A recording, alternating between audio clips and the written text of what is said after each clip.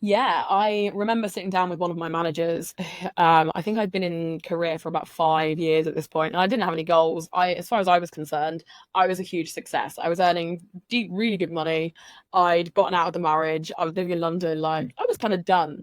And my manager sat me down and was like, "Okay, cool. What's next?" And I was like, "What do you mean, what's next?" Like I'm good.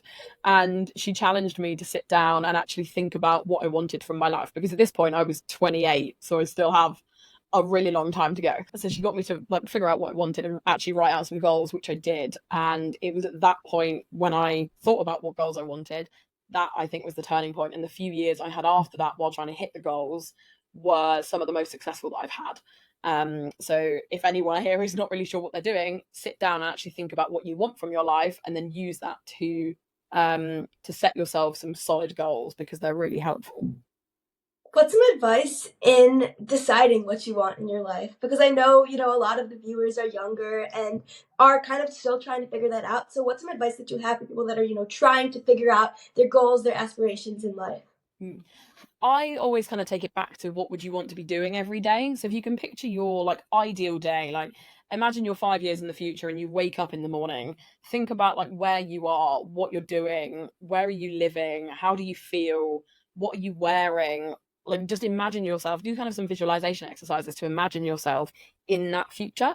And then when you've got kind of an idea of what that looks like, you can then use that to start setting your goals. So that might be that in 5 years I want to have bought my own house, or I want to be in a career that lets me speak on stages, or whatever it is that your future kind of looks like. Give yourself permission to kind of dream and think about what that might look like. Don't worry so much about how you're going to get there at this point. Just imagine what you want, and then you can work back from there and build yourself kind of a roadmap to get you to that point. So what would you say some of the strategies are that you use to, achieve these goals and achieve rapid career success? So in the corporate world, it was to set goals and then use those goals to kind of work backwards and break down what I needed to be doing every year, every month, every quarter to get to them. So because I worked in sales, I obviously had a sales target. So hitting my sales target was one of the biggest goals. And one of my crowning achievements was getting to 270% of target and winning a sales award, which I'm very proud of, which is why I'm mentioning now.